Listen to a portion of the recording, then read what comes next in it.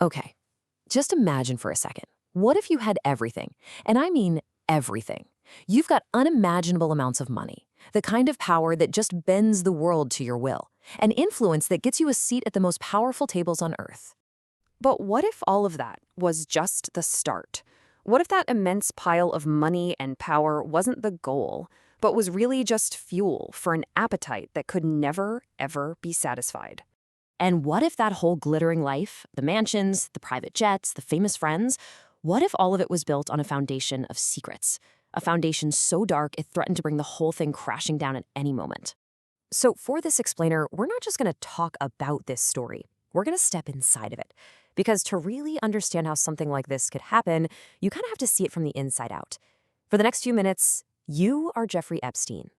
All right, so where does our story begin? Not in some fancy boardroom or a palace. Nope, we're in Brooklyn, New York.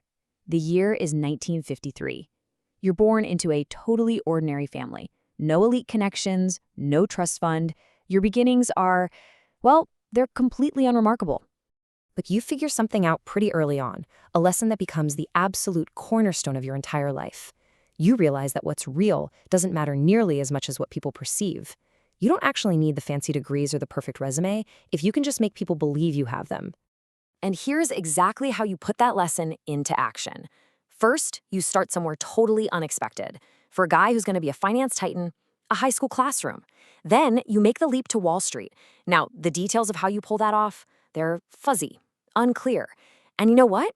That's not a bug. It's a feature. You cultivate that mystery because you know when people can't figure you out, their imagination fills in the gaps, and they almost always assume you're way more important than you are. Okay, so you've built up this illusion of importance. Now it's time for phase 2.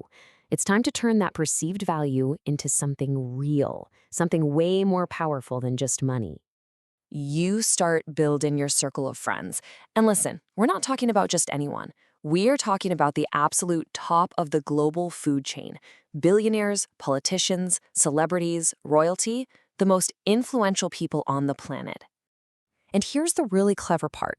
You're not just a guest at their parties. You become the reason the parties happen. By managing their massive fortunes and, more importantly, giving them access to everyone else in your network. You go from being an outsider to being the indispensable hub at the center of it all. You become the connector. But as your network gets bigger and bigger, your life kind of splits in two. There's the world that everyone sees, and then there's the other one, the world that is very, very carefully hidden from sight. And you can really see that split right here. On one side, you've got the public illusion, the financial genius, the generous philanthropist, the guy who knows everyone. But on the other side, that's the private reality. A constant low hum of rumors, dark whispers, and really disturbing allegations that just never seem to fully break through to the surface. So you're living in both of these worlds at the same time. And for years, your power and your connections act like the perfect shield. I mean, think about it. If anyone hears a whisper, they just can't square it with the powerful guy they see. It just doesn't add up. So the whispers fade away, and you just keep operating with zero consequences. But here's the thing about facades, right? They don't last forever.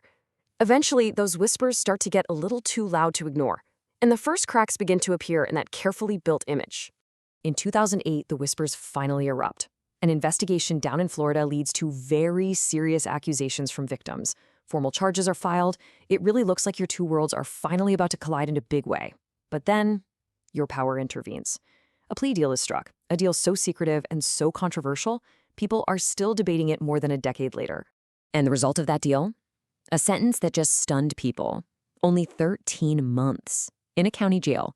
And even then, you got generous work release, which meant you could leave the jail for most of the day. For so many, it just felt like blatant proof that there's a different, much softer justice system for the wealthy and connected. And then comes what might be the most unbelievable part of the whole story. After the conviction, after the jail time, you just return. You're still fabulously rich. You are still deeply connected. Sure, some people stay away, but many, many do not. The gravitational pull of power turns out to be an incredibly strong force. But years go by, and the world changes. There's a whole new cultural awareness now, and the kind of story that was once kept in the shadows is about to get dragged into the brightest, harshest light imaginable. You get arrested again in 2019. This time, it's federal sex trafficking charges.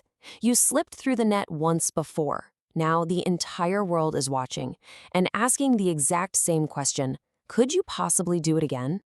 But this time was a whole different ballgame. It was a perfect storm of factors. There was new, damning evidence. A wave of courageous victims came forward to tell their stories. The public pressure was immense, and federal prosecutors were absolutely determined not to repeat the mistakes of the past.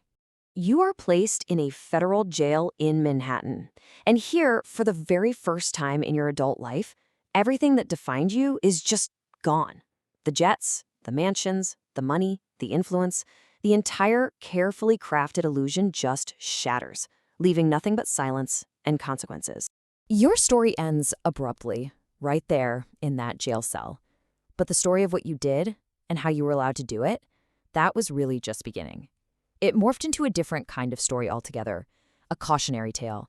Your death is officially ruled a suicide, but that ruling doesn't quiet the story down. If anything, it makes it louder. It sparks this firestorm of questions that are still raging today.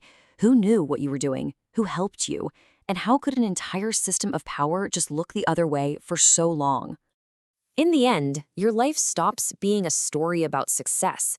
It becomes this chilling warning. A warning about what happens when you have power without accountability, influence without any limits, and silence when it matters the most. And all of that leaves us with one final haunting question. In a world of power and secrets, it's the one question that echoes long after any one person's story is over. How long can the truth really stay hidden?